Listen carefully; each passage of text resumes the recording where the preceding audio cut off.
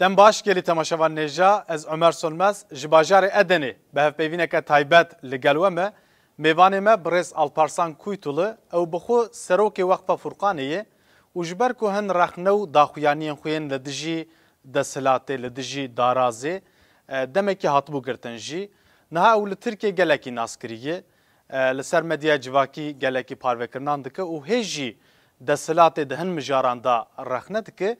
Em li gel wî li ser rewşa aborî û siyasî ya Tirkiye li ser meseleya Kurd û her wiha li ser kar û xebatên wanên Weqfa Furqanê em ê rawestin.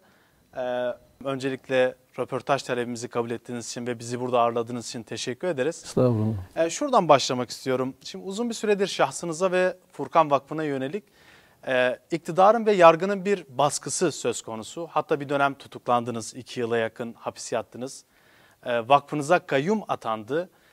Bunun sebeplerini nasıl değerlendiriyorsunuz? Özellikle siyah gözlükler mevzusunu dile getiriyorsunuz. Kim bunlar? Derin devlet mi? Öncelikle şunu belirteyim. Bize baskı 2014 yılının başlarından itibaren başladı. 17-25 Aralık 2013 operasyonundan sonra devlet aslında bütün cemaatlere karşı çok daha hassas davranmaya başladı. Ve hepsini zayıflatma kararı aldıkları kanaatindeyim. Yani tüm cemaatleri zayıflatma, geriletme kararı verdiler bir merkezde. Ve onun sonucu olarak da bize de baskı başladı 2014'ten itibaren. Aşağı yukarı 8 senedir bu baskı devam ediyor. Bunun sebebi olarak ben gerek mahkemelerde sözlü ve yazılı ifadelerimde de belirtmiştim.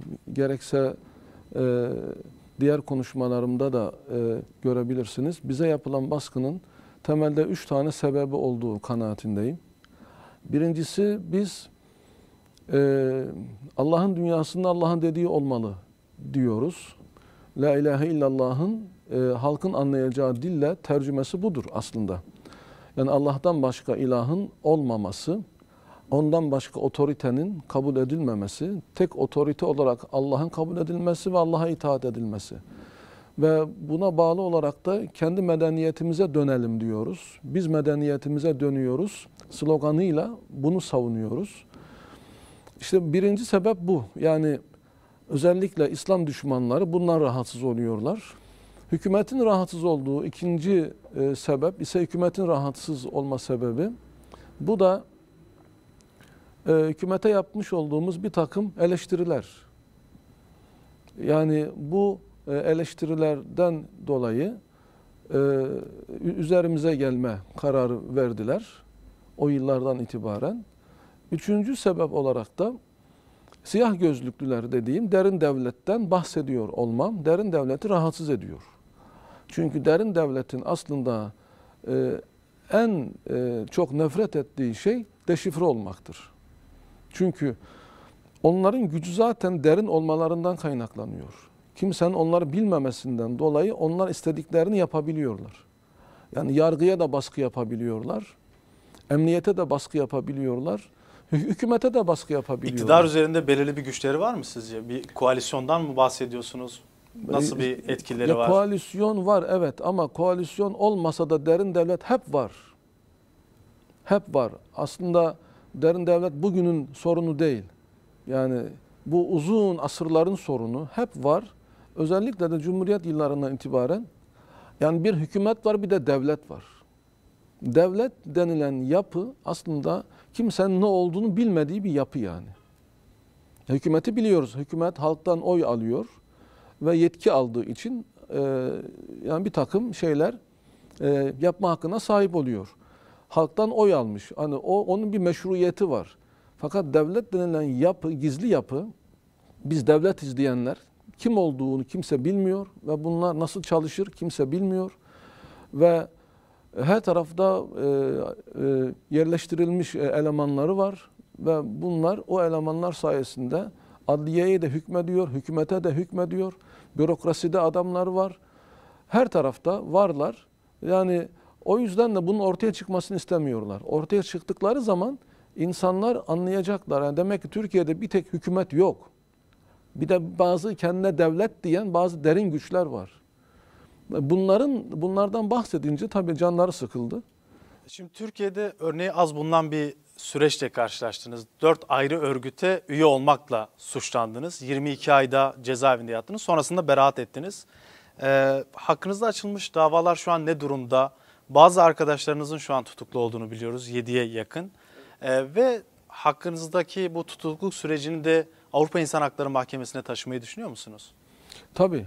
Yani 4 ayrı örgüt diye başladılar. PKK, FETÖ, DAEŞ, El-Kaide dediler. Bunların hepsine üyelikten başladılar. Ondan sonra çok komik duruma düştüklerini fark ettiler. Medyada rezil oldular diyeyim. Yani sosyal medyada özellikle. Bunun üzerine ikiye indirdiler. DAEŞ ile El-Kaide'yi iptal ettiler. Çünkü DAEŞ beni ölümle tehdit etmişti. Adana Emniyeti geldi bana 4 defa benden imza aldılar. Yani koruma ister misiniz diye bana sordular. DAEŞ'ten ölüm tehdidi var size dediler. Şimdi böyle bir durumda ben DAEŞ'in propagandasını yapmam ya da DAEŞ üyesi olmam. Böyle bir şey ihtimal dahilinde değil. Rezil oldular ve onları iptal ettiler. PKK ve FETÖ'yü bıraktılar daha sonra. Onları da üyelikten çıkartıp FETÖ'ye yardım, PKK'nın da propagandası şekline çevirdiler. PKK'nın propagandasını nasıl yapmışsınız? Nasıl suçlandınız? Yani yaptığım bazı konuşmalar ben hükümetin yaptığını eleştiriyorum. Onlar diyorlar ki hükümeti eleştirince PKK'nın propagandasını yapmış oldun. O zaman kimse eleştirmesin.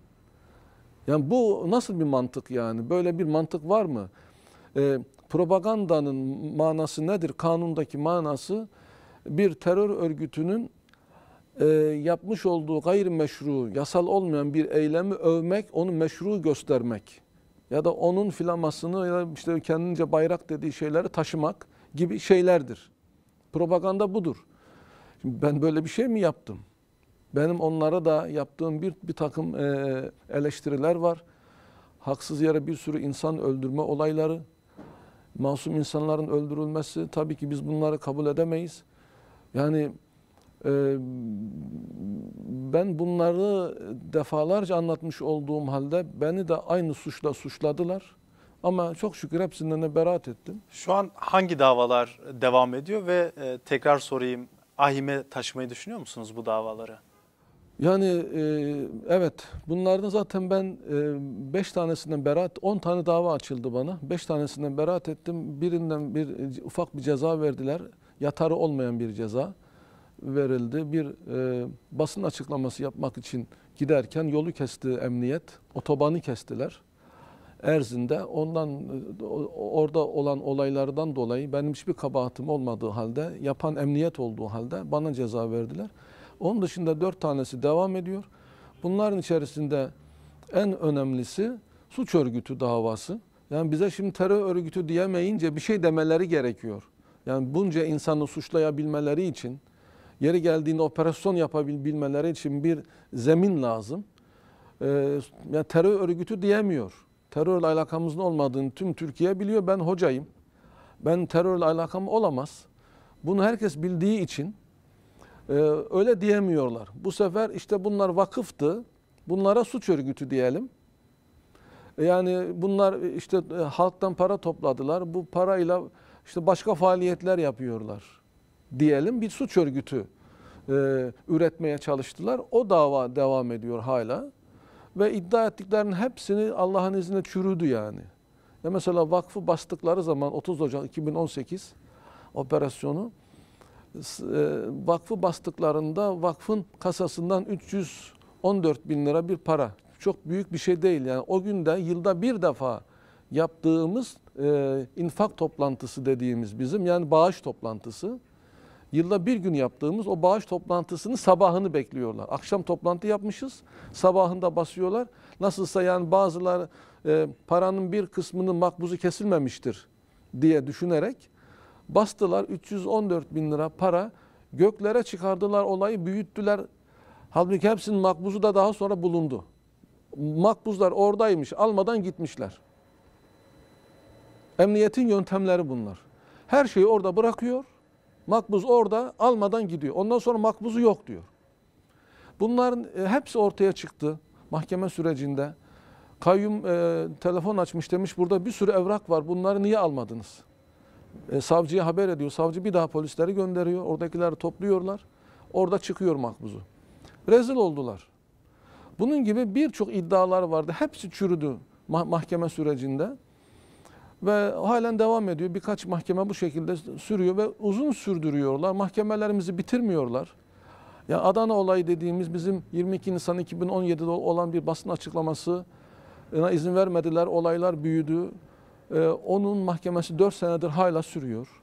Kasıtlı olarak sürdürüyorlar. Yani madem ki beraat olacak sonuçta, beraat olmasın bari uzasın. Olay soğusun. Peki iç hukuk yolları tükendikten sonra ahime taşımayı düşünüyor musunuz bu tür haksız durumları, evet, süreçleri? Evet, onu düşünüyoruz. Yani bunlar kimsenin yanına kalmamalı. Türkiye'de hakkınızı alamazsanız mecburen tabii ki böyle yerlere başvurmak zorunda kalacaksınız. Kalkıp da işte neden Avrupa'ya şikayet ediyorsunuz denilmemeli. İnsanlar bu duruma düşürülmemeli. Eğer Türkiye'de hakkınızı alamazsanız, evet biz beraat ettik. Bakın sadece bana açılan davalar değil, ben hapisteyken benim adıma yürüyüş yapan, benim için yürüyüş yapan, benim özgürlüğüm için yürüyüş yapan, basın açıklaması yapan arkadaşlarım için, yüzlerce arkadaşımız için 80-90 civarında mahkeme açıldı. Halen de açmaya devam ediyorlar. 30-40 kadar da savcı tarafından mahkemeye gerek görülmemiş, soruşturma aşamasında iptal edilmiş olan şeyler var. Yani toplamda 150'ye yakın yapıyor. Bir kısmı soruşturma aşamasında iptal olmuş, bir kısmı başka bir aşamada, bir kısmı da beraatla sonuçlanmış. Yani bu kadar çok üzerimize geliyorlar. Sürekli mahkeme açıyorlar. Eğer yani biz bunlardan beraat ediyoruz, evet, ama bunlar sonuçta bizi yoruyor. Bunlar sonuçta bize masraf ve zaman kaybettiriyor. Bunlardan ötürü tazminat davaları açılabilir.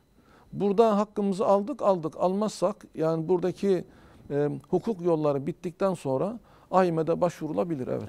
Peki Furkan Vakfı ne gibi faaliyetlerde bulunuyor? Şu an gerçi kayyum atanmış durumda. Şu an bulunduğumuz binanın karşısında kayyum atanmış durumda. Mühürlenmiş, kapatılmış durumda. Merak ediyorum. Sizi diğer İslami grup, cemaat ya da vakıflardan ayıran temel özellikleriniz ne? Ve İslam coğrafyasında kendinizi hangi İslami harekete, camiaya daha yakın buluyorsunuz? Bu anlamda Furkan Nesli'ni de kullanıyorsunuz. Furkan Nesli'nden kasıt ne, neye tekabül ediyor? Vakfımıza 4 yıllık kayyum atandı. Kapısı kapalı, hiçbir faaliyete izin vermiyor kayyum. Onun mahkemesi de hala devam ediyor. Onu bitirmiyorlar kasıtlı olarak. Yani ne açıyorlar ne kapatıyorlar. Böyle sürüncemede bırakıyorlar. Diğer sorunuza gelince yani bizim farkımız nedir? Biz öncelikle şunu belirteyim. Biz illa bir fark meydana getirmeye çalışmıyoruz. Yani tüm Müslümanlar kardeştirler. İlla da farklı olmak doğru bir şey değil. Farklı olmak için özel gayret sarf etmeye de gerek yok. Ama şu bir gerçek ki biz yapan, bizi daha çok mücadeleye sevk eden bizim tevhidi bir hareket oluşumuzdur. Yani tevhid davasını sürekli ön planda tutmamız, La ilahe illallah'ı halkın anladığı dille anlatmamız, Allah'tan başka ilah yok demek ne demek? Ondan başka otorite yok demek, ondan başka kanun koyucu yok demek, ona itaat edilmeli demek. Şimdi bunun üzerinde duruyor olmamız bizi diğer cemaatlerden ayırıyor. Bizim gibi bu konu üzerinde duran bazı gruplar var. Ama cemaat düzeyinde ya da hareket düzeyinde pek yok. Yani ekseriyette bildiğiniz gibi Türkiye'de cemaatler, tarikatlar ibadet üzerinde ve ahlak üzerinde duruyorlar. Ve gündeme dair hiçbir analiz yapmazlar. Yani memleket yansa, bitse, gitse, memlekette bir sürü insana zulüm yapılsa, haksızlık yapılsa konuşmazlar. Yani aslında Türkiye'de durum bu. Yani ekseriyet için söylüyorum. İçinde belki böyle olmayan çok bir azınlık olabilir. Ama bizi onlardan ayıran, biz gündeme dair de konuşmalar yapıyoruz. Gündemi de takip ediyoruz. Siyasi analizler yapıyoruz.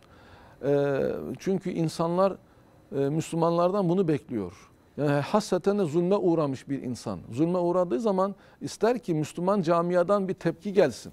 Bu anlamda yakın hissettiğiniz ya da devamı hissettiğiniz bir cemaat, hareket var mı? Mesela İhvan-ı Müslümin gibi etkilendiğiniz, kendinizi Yani nasıl konumlandırıyorsunuz? biz bu elbette anlamda? onların kitaplarını okuduk. Hasan el-Benna, Seyyid Kutup vesaire, Abdülkadir Ude. Elbette onları okuduk ama onların dışında da yine Mevdudi gibi Pakistan asıllı, Türkiye'den Bediüzzaman Said Nursi rahimehullah, yani birçok hareketten istifade ettik, birçok alimden istifade ettik.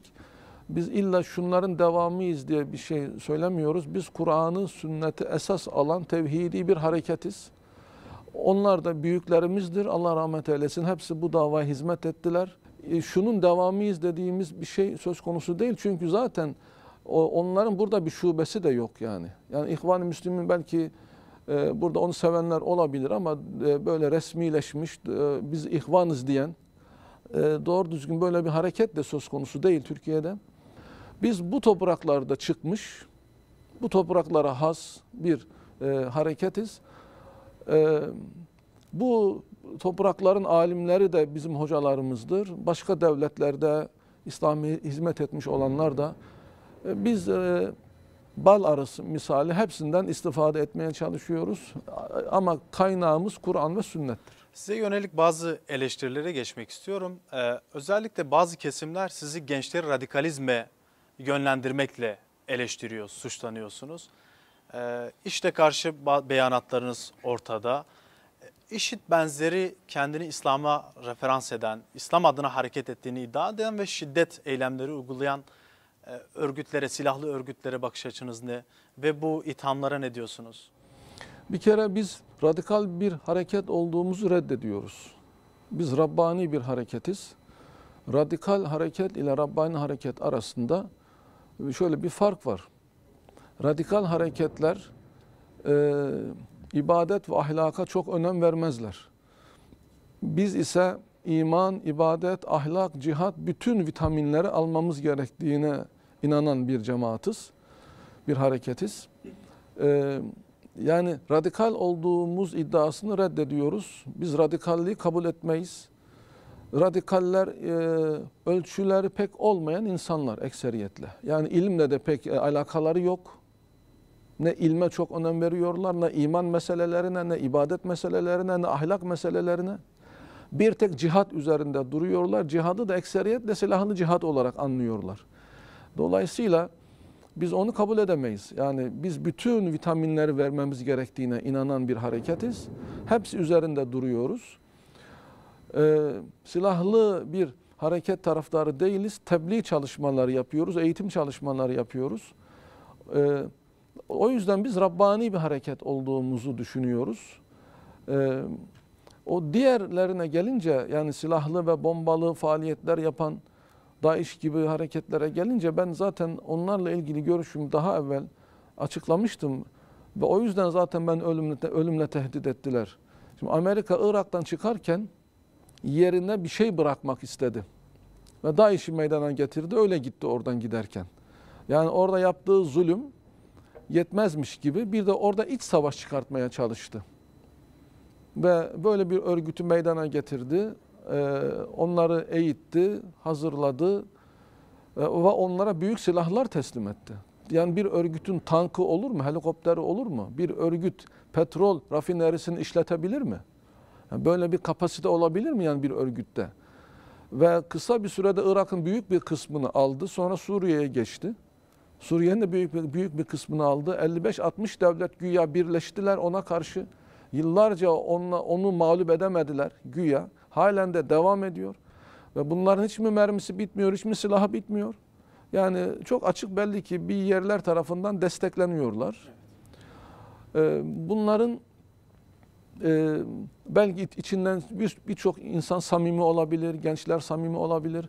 Benim gördüğüm kadarıyla Amerika'nın yeni stratejisi, yani yeni derken 15-20 yıllık stratejisi dünyanın çeşitli bölgelerinde çatışma bölgeleri meydana getiriyor. İşte Irak'ta, Suriye'de, Afganistan'da çatışma bölgeleri meydana getiriyor ve İslamcı gençleri ya da yani İslam medeniyeti isteyen gençler diyelim. Onları oralara çekip oralarda imha ediyor. Şimdi size yönelik bir başka eleştiri ise özellikle eski ve yeni bazı vaazlarınızda, açıklamalarınızda kadınları giyim kuşam mevzusunda eleştirmeniz, erkekleri günaha sevk ettiklerine dair bazı açıklamalarınız olmuştu. Bunlar çokça eleştirilmişti. Ama baktığımızda vakfınızda genel olarak da eşiniz Semra Hanım ve diğer kadınların çok aktif olduklarını, çalışmalarda bulunduklarını da görüyoruz. Bu anlamda kadınlara bakış açınız hala aynı mı, değişti mi? Bu eleştirilerin dair ne söylemek istersiniz? Yani kadınların kılık kıyafetiyle ilgili yaptığım açıklama benim kendi görüşüm değil, İslam'ın görüşü. Bu değişmez. Allah'tan gelen vahiy değişecek değil yani. Sonuçta hüküm aynı hükümdür. Elbette kadınlarımız İslam'a uygun giyinmelidir. Allah'ın emridir. Bunu ben değiştirecek değilim. Yani sadece İslam'da da değil, bozulmuş olan Hristiyanlıkta bile, Yahudilikte bile kadınlar örtünürler. Yani o kısmı bozulmamıştır. Mesela rahibeler hepsi kapalıdır. Yani Allah'ın gönderdiği din aynıdır, İslam'dır. Bütün peygamberlere verilen dinin adı İslam'dır. Burada bir farklılık yoktur ve hepsinde de başörtüsü ve kılık kıyafet kanunları vardır. Bunu biz değiştiremeyiz. Hz. İsa Aleyhisselam da başını açan kadınların saçlarının kesilmesi gerektiğini söylüyor kendisinin gönderdiği mektuplarda. Yani böyle bir tepki göstermek için. Ama tesettür meselesi İslam'da da hala tartışmalı değil mi? O hayır, başörtüsü meselesi hayır. özellikle. O tartışma orada değil. Tesettürün farziyeti konusunda icma var. Yani bütün ulema ittifak halindedir. Tartışmaya açanlar aslında İslam'ı bilmeyen ve laik kesim. Bunları kendilerine göre bir din meydana getirmek istiyorlar. Tartışma konusu sadece yüz ve el gösterilebilir mi, gösterilemez mi? Peki Türkiye'deki güncel bir meseleyle devam edelim. Şimdi ekonomi meselesi var. Bütün Türkiye ve Türkiye halklarını, Kürt halkını, herkesi etkileyen mühim bir mesele var. Ve bu aralar Kürt illerinde özellikle bazı protestolar var. Hatta yer yer polislerin müdahalesiyle de karşılaşılıyor. Sizin buna dair eleştiriniz nedir? Mesela elektrik faturanızı ödemeyi düşünüyor musunuz? Şimdi ben evvela şunu belirteyim. Bundan 6-7 sene kadar önceydi sanıyorum. Bu millet yapılan her haksızlığa karşı susuyor. Bunun tokadını yiyecekler demiştim. Allah böyle bir millete iki şekilde ceza verebilir. Allah en iyisini bilendir ama ben bir insan olarak okuduklarımdan, Kur'an'dan anladığım. Ya bunlara terör cezası verir, iç savaş çıkar, ya böyle cezalandırır. Bazı bilgilere dayanarak bunu söylüyorum. İkincisi de ekonomik kriz meydana getirir. Terörü istemeyiz, sonuçta bizim insanımız yine ölecektir. Ama ekonomik kriz için ben Allah'a çok dua ettim. Yani 6-7 sene içerisinde belki bilmiyorum sayısının kaç defa dua ettiğimi. Ya Rabbi bu millet anlamayacak, ekonomik kriz yarat diye ben çok dua ettim. Bu beddua değildir, bu duadır. Milletin iyiliği için. Millet bu ekonomik krizde bir değişim olabilir mi peki? Mesela iktidar değişebilir mi ekonomik kriz neticesinde? Yani şu anda görünen de odur. Bu kriz sonucunda iktidarın ve destekleyicilerinin oyları azalmıştır. Yani eskiden %52 ile iktidar oldular. Şu anda %30'larda olduğu söyleniyor. Hepsinin toplamı. Yani MHP ve AKP'nin toplamının %30'larda olduğu söyleniyor. Yani bu gidişat eğer yani bu rakamlar doğruysa zaten biz de halkın içerisindeyiz. Halkın da yani birçoğunun vazgeçtiğini, artık desteklemediğini görüyoruz. Yani bu iş sonuçta ekonomik kriz olmadan olmayacaktı ve işte kriz oldu. Sonunda millet anlamaya başladı ama bu aslında kötü bir şey. Millet aslında Kur'an'a dayanarak bazı eleştiriler yapmalıydı. Millet aslında yapılan zulümleri görmeli, o yüzden eleştiri yapmalıydı. Haksızlıkları görmeliydi, oradan eleştiri yapmalıydı. Bir Müslüman olarak eleştirmeliydi. Onu yapmadılar, şimdi ekonomik kriz ceplerine dokununca eleştiriyorlar. Bu güzel bir tavır değil aslında ama başka türlü anlamayacaklardı, Allah bunu verdi. CHP Genel Başkanı Kemal Kılıçdaroğlu elektrik faturasını ödemeyeceğini belirtmişti. Bazı cemevleri ödemeyeceklerini dile getiriyorlar. Siz Furkan Vakfı olarak ve şahsınız olarak da elektrik faturalarınızı ödememeyi düşünüyor musunuz? Yani öyle bir karar almış değiliz ama belki yani böylesi konularda bir partinin davrandığı gibi davrandığımız zaman yiyeceğimiz damgayı biliyoruz yani. Ha, bunlar demek ki AKP'yi bu yüzden eleştiriyorlarmış, bunlar CHP'liymişler diyeceklerinden adım gibi eminim. Yani o yüzden belki tepki olarak böyle bir tavır ortaya konulabilir ama bunun böyle bir sonucu olacaktır. Hemen damgayı vuracaklardır. Çünkü bunlar damga vurma konusunda uzman olmuşlar. Hiçbir alakamız yok CHP ile. Buna rağmen benim bir akrabam CHP'de belediye başkanı diye CHP'li bir belediyenin başkanı olduğu için yani acaba CHP'liler mi falan gibi asla böyle bir şey yok. Peki iftira atmaya devam ediyorlar. evet, iktidara yönelik eleştirilerinize gelelim. Şimdi haftalık açıklamalarınızda, sosyal medya açıklamalarınızda siyasi, iktisadi ve özellikle adalet noktasında iktidarı çok eleştiriyorsunuz. Şimdi 20 yıldır Türkiye'yi bir İslami gelenekten gelen ve kendini dindar, muhafazakar olarak gösteren bir iktidar var. AK Parti iktidarı var. 15 Temmuz sonrasında ise toplumun bazı İslami cemaatlere bakış açısını biliyoruz. Yapılan bazı araştırmalarda gençlerin deizme yöneldiği, o geleneksel İslam'dan çıktıklarını, o dine bakış açılarının değiştiğini görüyoruz. Sizce 20 yıldır Türkiye'de bir dindar, muhafazakar bir iktidar var ve İslami noktada ne aldı, ne götürdü? Bunun özellikle zararları, sonuçları noktasında ne söylemek istersiniz? Vallahi benim gördüğüm kadarıyla AKP iktidarının başardığı bir iki meseleden başka bir şey göremiyorum. Başörtüsü meselesi gibi bir iki meselede mesafe alındı. Ben o zaman da tebrik etmiştim bu yapılanı. Başörtüsüne izin verilmesini hem okullarda hem kamuda. Onun dışında işte İmam Hatiplere yapılan haksızlığın kaldırılması gibi birkaç konuda böyle bir başarı var. Ama ben onun da yine devletin izniyle olduğu kanaatindeyim. Yani hükümetin yaptığı da değil sadece. Devlet denilen mekanizma müsaade etmeseydi, rejim müsaade etmeseydi hükümet onu yapamazdı. Çünkü Tayyip Erdoğan hiçbir zaman başörtüsü meselesini halledeceğim diyemedi. Hiçbir seçim konuşmasında söz veremedi bu konuda. Demek ki yani devlet denilen mekanizmaya baktı. Onlar müsaade etmezse bunu halledemeyeceğini biliyordu. Bu sözü de vermiyordu. Demek ki onlar izin verdiler ve halloldu mesele. Onun dışında ya böyle birkaç meselenin dışında bakıyoruz yani İslam'a nasıl bir faydaları oldu.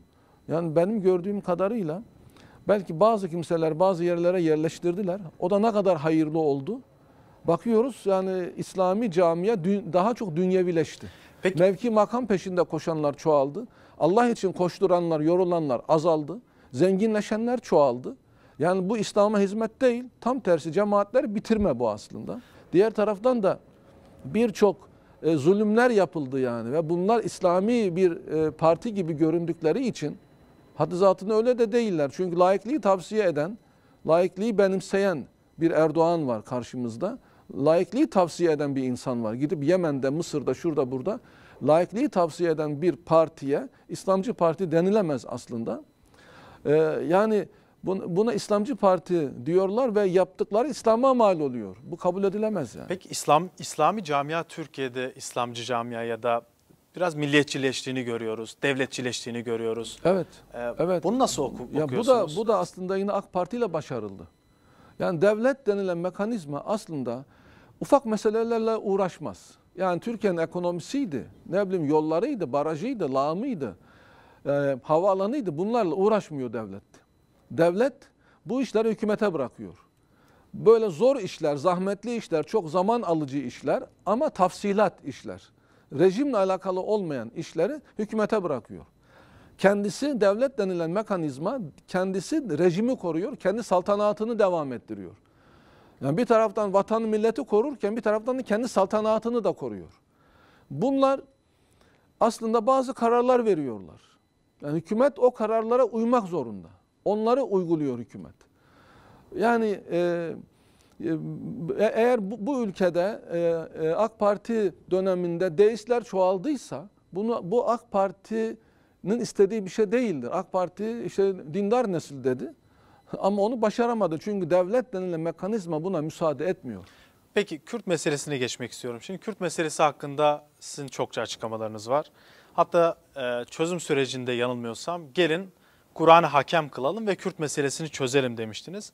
Sizce Türkiye'de somut olarak Kürt meselesi nasıl çözülür? Ana dilde eğitim gibi, Kürtlerin özerkliği gibi, statüsü gibi, Kürtçenin resmi dil olması gibi ve Kur'an eğer hakem kılınırsa nasıl çözülecek bu mesele? Ne söylemek istersiniz?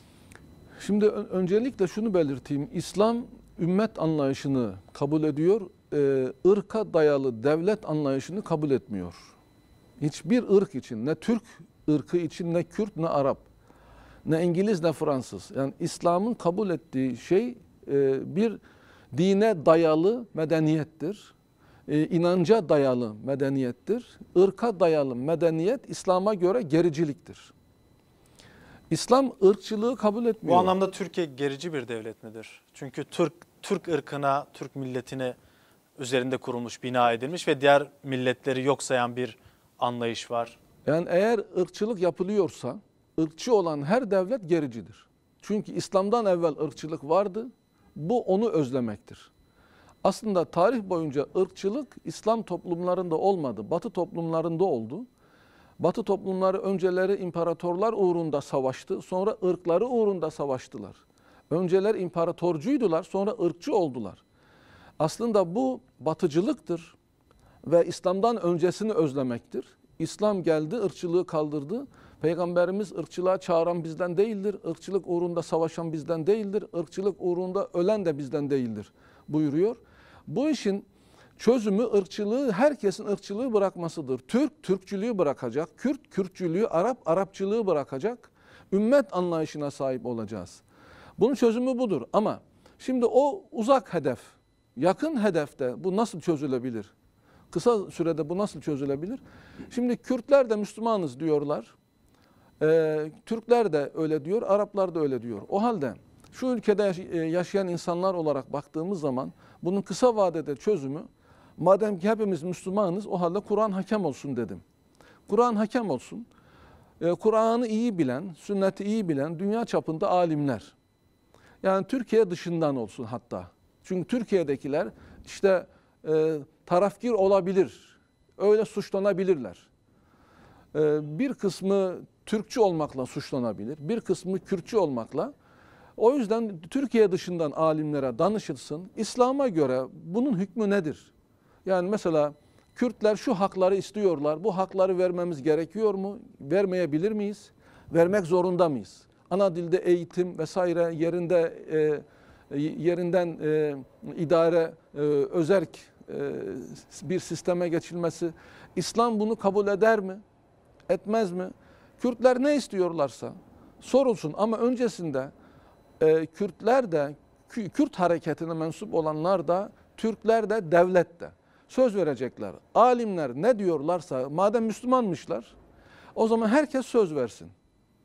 Alimler Kur'an'a, sünnete göre nasıl bir cevap veriyorlarsa ona uyacağız. İslam'ın görüşü neyse ona uyacağız. Bu sözü versinler. Ondan sonra alimler görüşünü açıklasınlar. Devlet de uysun onlara, Kürtler de uysun onlara. O zaman bir sulh olabilir, silahlar susar, kardeşlik olur. Kur'an'ın hakem olmasıyla. Türkler de Müslüman, Kürtler de Müslüman. Madem yani ki Türklerin sahip olduğu bütün haklara Kürtler de sahip olmalı. Eğer alimler, bu işin uzmanları, dünya çapında tarafsız insanlar, evet İslam'ın görüşü bu kardeşim. Bir memlekette tüm Müslümanlar, Türk'ü, Kürt'ü, Arap'ı hepsi eşit haklara sahiptir. Hepsi de kendi ana dilinde eğitim yapabilir diyorsa o zaman devlet de ona uymalı. Yok, öyle değil. Şöyle durumlardan dolayı ana dilde eğitim uygun olmaz diyorsa ona uymalı. Her iki taraf da bunun sözünü vermeli.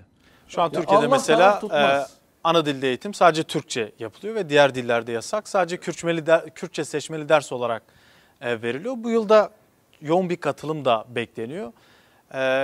Siz bu hususla ilgili de bir açıklamada bulunmuştunuz. Kürtçe seçmeli dersle ilgili. Bu hususla ilgili ne söylemek istersiniz? Yani Kürtçe seçmeli dersin konulmuş olması bir aşama elbette. O ana dilde eğitime götürür mü mesela yani, bundan sonraki süreçte? Ana dilde eğitime götüreceğini pek sanmıyorum. Ben şunu ifade edeyim. Devlet sanki başından itibaren Kürtlere bir takım hakları, mesela ana dilde şarkı türkü söyleme gibi işte böyle bir televizyon, devlet eliyle televizyon açma gibi böyle bir takım şeyler yapmayı kabul etti, böyle bir karar verdi. O yüzden çözüm sürecini başlattı. Ama bunun yetmediğini görünce çözüm sürecini bitirdiler. Yani Kürtlerin daha fazlasını istediğini görünce bunlarla olmayacağını anlayınca çözüm süreci bitirildi. Bence seçmeli olarak kalacaktır. Ana dilde eğitime götürmeyeceklerdir. Çünkü devlet bundan korkuyor. Niye korkuyor? Niye korkuyor? Yani bölünürüz diye korkuyor. Halbuki bizim çimentomuz İslam.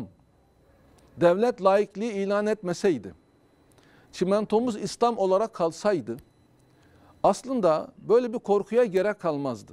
Yani ana dilde eğitim olur olmaz ayrı mesele ama olduğu zaman devletin korkusu ne? Bölünürüz. Bölünürüz. Bu korku var. Halbuki biz Müslümanız, Türk'ü, Kürt'ü kız almış, kız vermiş. Bundan korkmazdı ama laik olunca, İslam çimentosunu kaldırınca şimdi herkes Türk yapmak zorunda hissediyor devlet. Yani o düşünün mesela okullarda sabahın köründe çocuklarımıza, Kürt çocuklarına Doğu ve Güneydoğu'da Türk'üm diye başlatan bir sistem. Türk'üm, doğruyum, çalışkanım. Evet, o kaldırıldı çözüm sürecinde biliyorsunuz. Evet. Kaldırıldı ama bunu yıllarca yapmadılar. Biz de böyle bağırmadık mı çocukluğumuzda? Evet. Peki yani başka... bunların besmelesi buydu yani Türk'üm, doğruyum, çalışkanım. Bitirirken de sadakallahul azim der gibi evet. Bu da ne mutlu Türk'üm diyene diyerek bitirdiler. Şimdi bunu niye yaptı devlet? Bunu niye yaptı? Çünkü herkesi Türkleştirmek istedi ama olmadı. Yani o bir çimento değil. Herkesi Türkleştiremezsiniz. Ama halk zaten Müslüman. İslam çimentosunu kaldırmasaydılar böyle bir korkuya gerek kalmazdı. Yani. Şimdi başka bir meseleye geçmek istiyorum. Yine bu mesele bağlamında. İslami Cami Kürt meselesinde çok mesafeliydi. Sizin cemaatinize, vakfınıza baktığımda çoğu belki Kürt müntesipleriniz, size bağlı olanlar, gönül verenler ama Kürtçe'ye dair bir çalışma göremiyorum. Mesela Furkan Vakfı'nda, Furkan Vakfı'nın dergisinde, internet sitelerinizde, YouTube kanallarınızda herhangi bir Kürtçe çalışmanız yok. Bunun sebepleri ne? Neden ya da Kürtçe bir çalışma yapmayı düşünüyor musunuz? Ve şunu da sorayım, Kürtçe de biliyor musunuz siz kendiniz? Yok ben bilmiyorum. Bununla ilgili aslında bakın sadece Kürtçe eksik değil. İngilizce, Almanca, Arapça falan bunlar da daha yeni başlıyoruz. Yani biz bir program hazırlıyoruz. Bunlar da otomatik olarak çeviri. Ama güzel bir şekilde çeviri. Onun programını yapmaya çalışıyoruz. Onun için o yapıldığı zaman onu başarabilirsek Kürtçe de ona dahil olur. Yani bütün dillerde o zaman 5-10 tane dilde Şundan en azından... dolayı soruyorum. Şimdi yıllar önce ben Diyarbakır'da Furkan Vakfı'nın şubesine gittiğimde bir arkadaşımla beraber sormuştum bu eksikliği. Kürtlerdi çoğu. Neden Kürtçe'ye yer vermiyorsunuz diye. Hocamız şu an hazır değiliz. Bunun zemini yok demişti şu an. Bu açıdan soruyorum. Şu an sizce zemini oluştu mu artık? Hayır şu var yani bakın Türkiye'de yani bir insan ben Kürdüm dediğinde bile veya bir Kürtçe şarkı söylediğinde ya da böyle Kürtçe bir yazı yazdığında derhal PKK'cı mısınız acaba diye böyle bir soru akıllara geliyor. Yani Türkiye hala bu noktada. Aslında devlet de bunu sürekli baskı kurmak suretiyle bunu devam ettiriyor. Yani bir insan bugün ülkede Kürdüm dediği zaman acaba PKK'cı mı yoksa diye böyle bir korku oluşuyor insanlarda. Bu devam ediyor şu anda. Yani mesela biz bazı konferanslarımızda madem Diyarbakır'ı misal verdiniz, Diyarbakır'da konferans yaptığımızda bir iki tane Türkçe ilahi, bir iki tane Kürtçe ilahi orada söylenmişti. Ama mesela bizim normal ilahilerimizi, ezgilerimizi Kürtçe'ye çevirmek edebi bir dille onu aynı makamı koruyarak öyle kolay değil. Onu yapmak zor oluyor. Yani çok zor bir şey o. O endişeleriniz giderilmedi mi hala sizce? Tamam devlet mesela Kürtçe yayıncılık da yapıyor. Öte yandan Kürtçe seçmeli ders var. Üniversitelerde Kürtoloji yapıyor. Bölümleri de var. Ama yer yer Kürtçenin engellendiğini de biliyoruz, görüyoruz, müşahede ediyoruz. İşte bakın siz de ifade ettiniz. Devlet onu yaptığı halde yeri geliyor engellemeler de yapıyor. Yani devlet hala bu noktada aslında aynı yerinde duruyor. Ve belki AK Parti yalnız olsaydı bu kadar olmazdı ama AK Parti ile MHP ittifak halinde oldukları için bu noktada hiçbir değişiklik olmadı Türkiye'de. Yani biz bir Kürt hareketi gibi anlaşılmaktan korkarız. Yani Biz İslami bir hareketiz. Ama biz diyoruz ki Allah'ın dünyasında Allah'ın dediği olsun. Olduğu zaman zaten Allah Kürdün de Allah'a, Türk'ün de Allah'a, Arap'ın da Allah'a. Allah kimseye haksızlık yapmaz. Türk de hakkını alır, Kürt de hakkını alır, Arap da hakkını alır.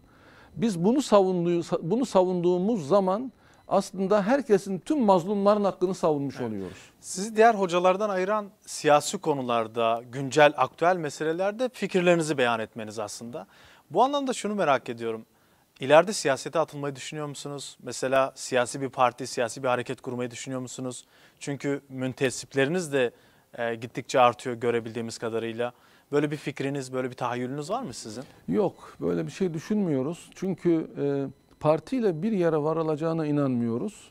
Ayrıca bir sürü taviz vermeniz gerekiyor. Yani bu devlet sizi parlamentoya sokarken evvela Atatürk ilkelerine, inkılaplarına bağlı kalacağınıza, layıklıktan ayrılmayacağınıza yemin ettiriyor.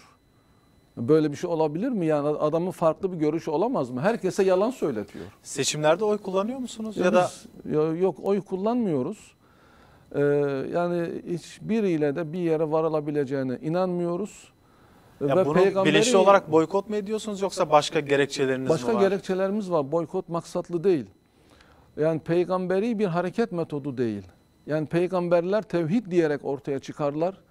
Yani Türkiye'nin kalkınması, büyük Türkiye gibi ideallerle ortaya çıkmazlar. Yani mesela Peygamberimiz Büyük Arabistan devleti kuracağım, benim peşimden gelin falan demedi. Ya da ben bu işleri daha iyi yaparım, gelin bana tabi olun demedi. Irkçılık yapmadı. Bir ırk devleti kurmaya çalışmadı ya da devleti ben idare ederim demedi. Böyle bir şey yapmadı. Yani o insanları İslam'a davet etti, tevhidi anlattı. Allah'tan başka ilahları reddedin, bir tek Allah'a kulluk yapın dedi. Tek ona itaat edin, onun istediği devleti kuralım dedi. Herkes ona davet etti. Partiler bugün bunu yapamıyor. Her parti layık olmak zorunda. Laikliğe yemin etmek zorunda. Kemalist olmak zorunda. Yani bu şekilde taviz vererek bir peygamber mücadele vermemiştir. Evet. Süremiz çok az kaldı. Şunu sormak istiyorum. Kürdistan bölgesine hiç gittiniz mi? Oradaki gelişmeleri takip ediyor musunuz? Irak'ı mı kastettiniz? Irak Kürdistan bölgesi. Ya oraya hiç gidemedim. Ben daha evvel 90 yılında hacca gitmiştim. Oradan geçtik ama tabii öyle sadece otobüste geçmiş olduk. Yani oraları bilmiyorum. Belki kısmet olur bir gün, Allah nasip ederse gideriz ama şu ana kadar gitmiş değilim yani. Peki son olarak şunu da sormak istiyorum. Özellikle Suriye ve Rojava bağlamında İslam coğrafyasındaki son gelişmeleri nasıl değerlendiriyorsunuz? Sizce İslam dünyasının bugün yaşamış olduğu temel problemler nelerdir? Ve bunlar nasıl çözülebilir? İslam dünyasının temel problemi tefrika. Yani bizi parçaladılar. Tabii bunun da temelinde ne yatıyor? Biz ümmet idik. Ümmet olarak görevimizi yaptığımız asırlarda Allah bizi korudu, bizi destekledi, bizi güçlendirdi. Koca bir devlet olduk, dünya devleti olduk. Ümmet olarak görevini yapmadı son asırlarda, görevini terk etti, rahata meyletti. Lale devrine meyletti, dünya sevgisi kalbini kapladı, ölüm korkusu kalbini kapladı. Bunun sonucunda Allah bizi parçaladı. Bunun çözümü bu idi ve Allah onu yapıyor. Yeni nesiller inşa edecek ve sancağı onlara teslim edecek. Süremizin sonuna geldik. Sorularımızı cevaplandırdığınız için, bizi burada ağırladığınız için çok teşekkür ederiz. Estağfurullah. Çok sağ olun. Buraya kadar zahmet ettiniz, geldiniz, bize bu fırsatı verdiğiniz için. Allah razı olsun diyorum. Sağ olun, var olun. Teşekkürler, sağ olun. Belê temaşevan neja melgel Brês Alparslan Kuytul hevpeyvînekî kir li ser mijarên aborî siyasî li ser meseleya Kurd û di gelek mijarên din da pirsên me bersivandin heta hevpeyvînekî din bimînin nam xêr û xweşiyê da dem baş.